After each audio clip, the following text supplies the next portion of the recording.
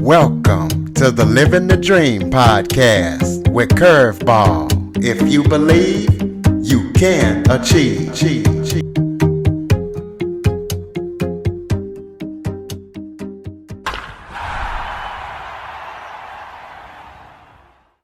Welcome to the Living the Dream with Curveball podcast, a show where I interview guests that teach, motivate, and inspire. Today, we're going to be talking about fulfilling and achieving your purpose as I am joined by Ian Shamandy. Ian has helped over 400 organizations find their purpose, but now he is also focused on helping individuals find their purpose and live their best life. So we're going to be talking to him about everything that he's up to and what he's going to be up to in the future. So Ian, thank you so much for joining me.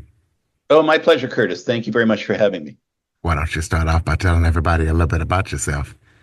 Okay, well, I am in Toronto, Canada, and I am here because I've created a methodology, and it's a simple three-part methodology.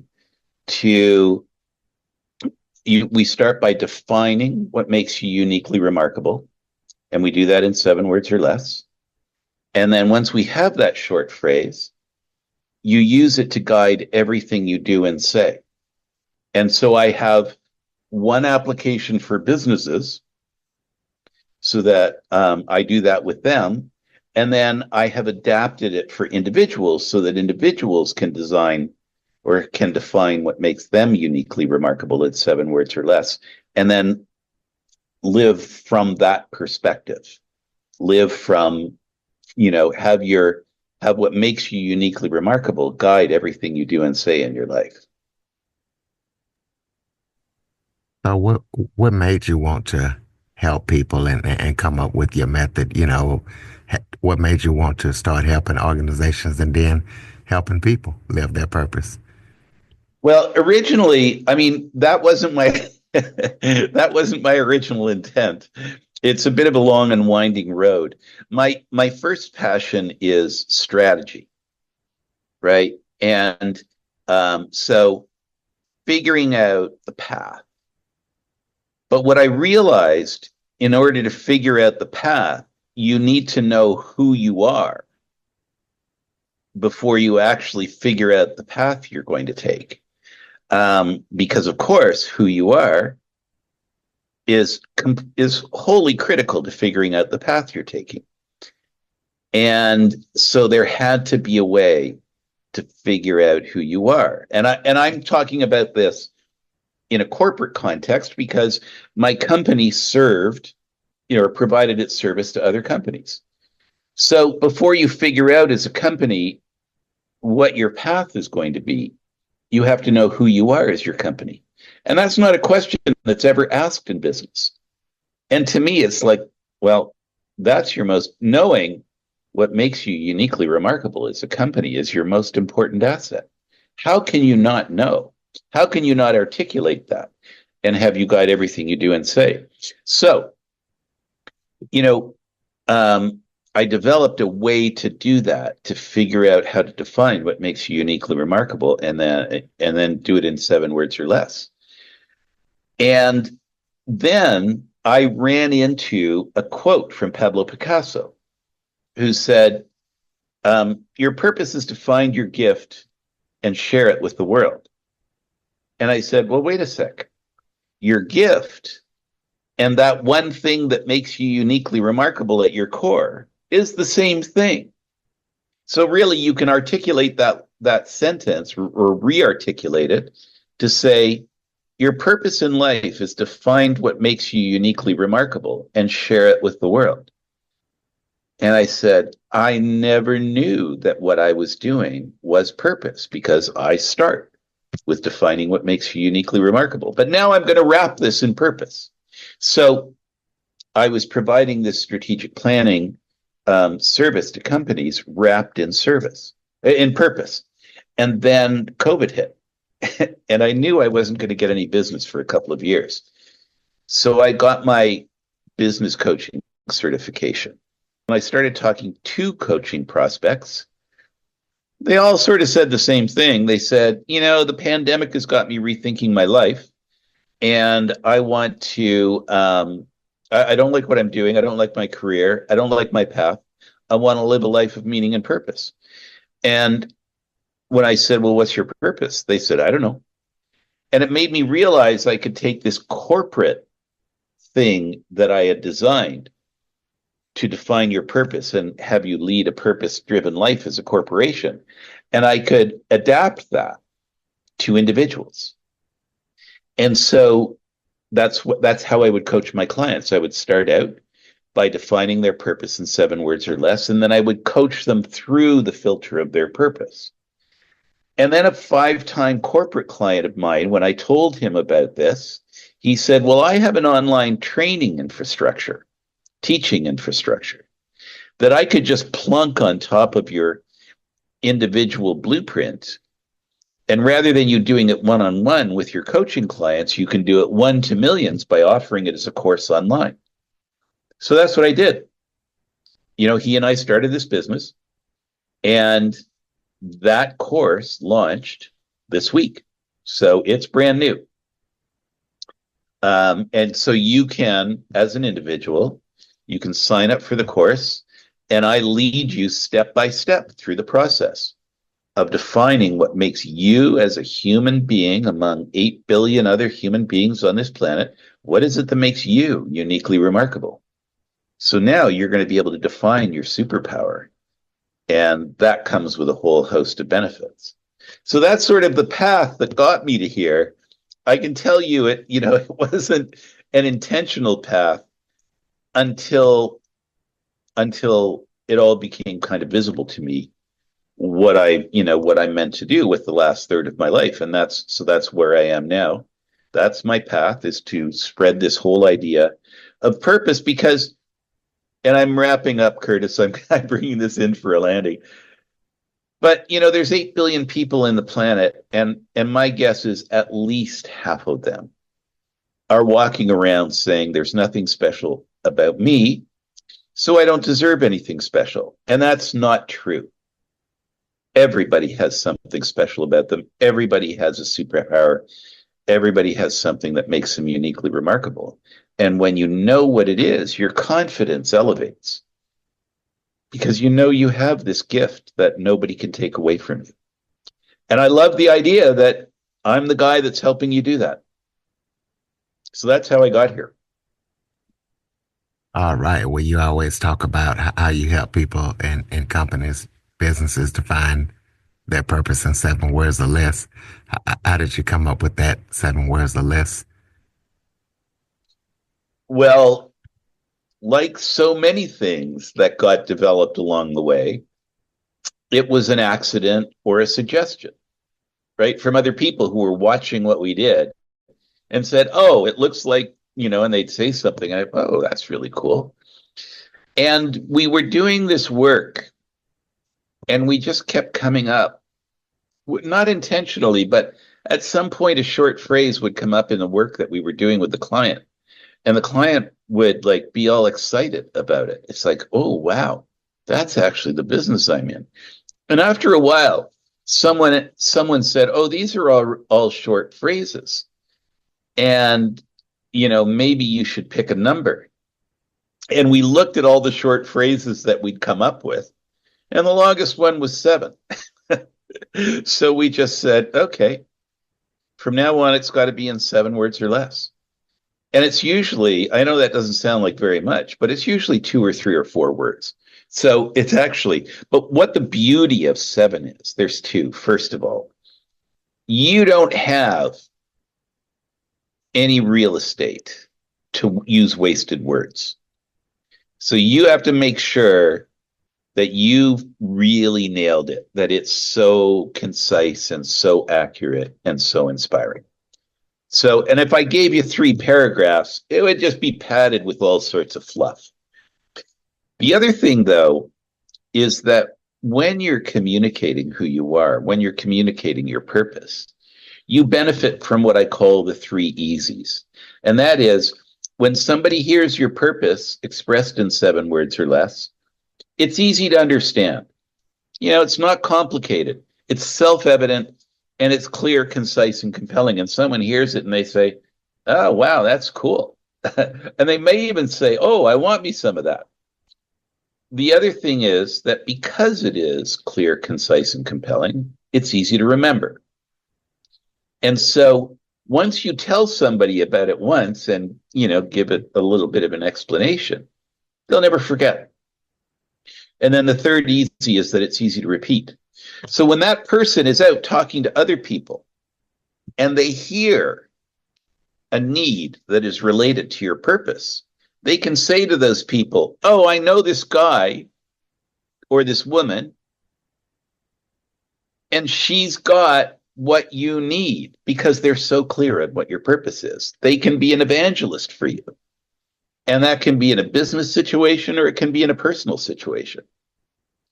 So that's why it's 7 words or less. And the smug answer is, why not? If it can always be done in 7 words or less, just put that limit on it. Well, give some best practice tips to help companies and individuals define their purpose in 7 words or less. Well, I'll give you two answers to that. So I'll give you a lot of times when a company is about to start its blueprint, it says, "What do we need to do to prepare?" And I say to them, do this thought exercise. If everything that you do as a company is a means to an end, what is your end purpose? Now, this is a bit of a discombobulating question because most companies think their end purpose is to make and sell their products or services. But what I'm challenging them to say or to think about is to say, no, your products and services are not your end purpose. They are just an expression of your end purpose. Why are you doing that? What is your end purpose? And as I say now, why are you doing that? If you're familiar with Simon Sinek and his books Start With Why, your why and your purpose statement are the same thing. They're why you exist. And so, we just have the standard that you have to articulate it in 7 words or less. And also, we've got a whole methodology to get you there where Simon Sinek doesn't. But it is the idea of, just explaining why you exist. I actually forgot your question. I'm sorry, Curtis. I get into these answers and sometimes I forget. Oh, it's no problem. I was just saying, give best practice tips on how business Right, and right, right, right. individuals. Right. So the best practice tip.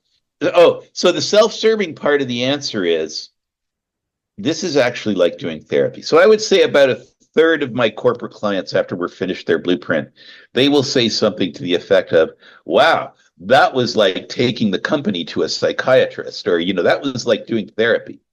And the thing about therapy is you can't do it on yourself.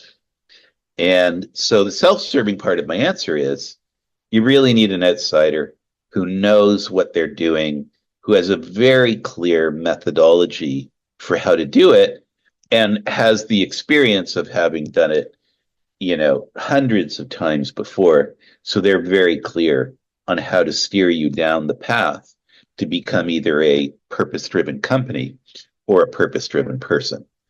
So whether you do it with me or with somebody else, just you're not going to be able to do it yourself. You can't do therapy on yourself. Okay, well, tell us about any upcoming projects that you're working on that people need to be aware of. Well, I can't talk about my corporate clients because that's all confidential. But my course launched this week.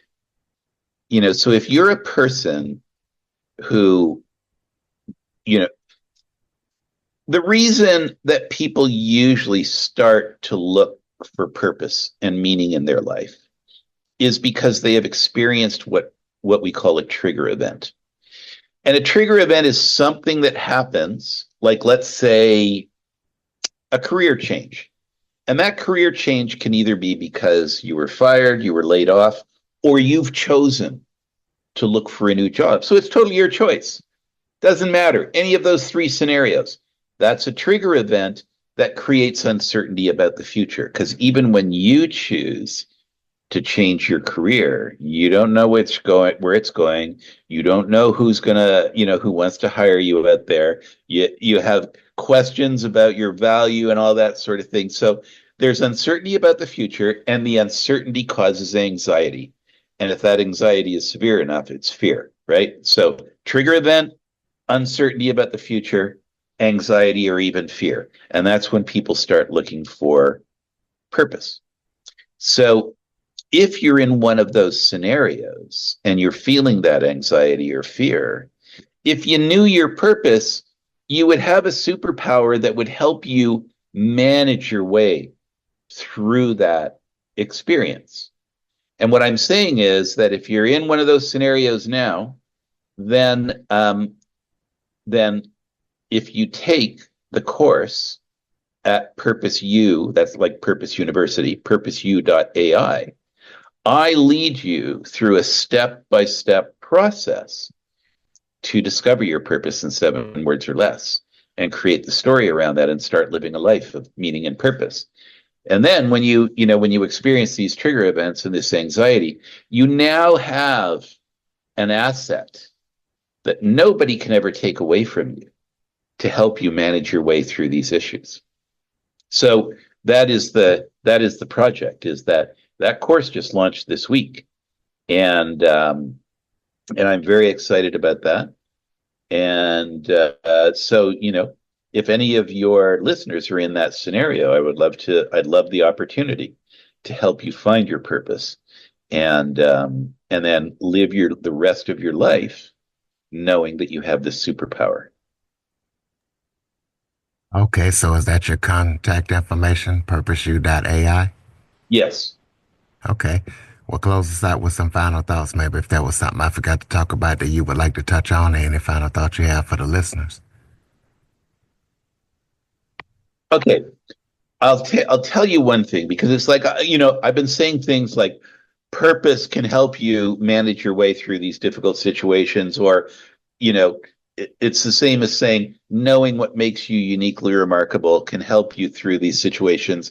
But the question is, like, you can hear that, and if you're saying, but how? How does that work? Here's how it works. I'll tell you, my purpose statement is transforming confusion into clarity. What makes me uniquely remarkable is the ability to transform confusion into clarity. And I use that in my business life, and I use that in my personal life. The way I use it, and this is the little secret about purpose, is that it's actually a decision-making tool. So when you're faced with a decision like, oh, I'm being offered 3 different jobs, which one is most appropriate for me? And one of them may look like a lovely shiny penny that should be the one you take. But then you compare the 3 of them to your purpose, and you say, which one of these fits the thing that makes me uniquely remarkable? And so purpose becomes the way. By comparing to your purpose, when you say this job matches my purpose the most, what you're really saying is that this job matches my beliefs, my wants, and my talents, because those are the 3 component parts of purpose. So use your purpose to make decisions. And then what you're doing is you're making decisions that are always aligned with your beliefs, wants, and talents. So that's the mechanics of the way purpose works, and why it is not this ethereal woo-woo thing out there, but it's actually a hardworking, tangible, mechanical thing that makes a material difference in your life. All right, ladies and gentlemen, purposeu.ai. If you know of any individual or business out there trying to find their purpose, please follow, rate, review, share this episode to as many people as possible. Jump on your favorite podcast app. Check out the show, leave us a review, share it to your friends, share it to everybody. Any guest or suggestion topics, Curtis Jackson 1978 at att.net is the place to send them. Thank you for listening and supporting the show. And Ian, thank you for all that you do, and thank you for joining me. My pleasure, Curtis. Thank you very much for the opportunity to talk to you. For more information on the Living the Dream podcast, visit www.djcurveball.com. Until next time, stay focused on living the dream.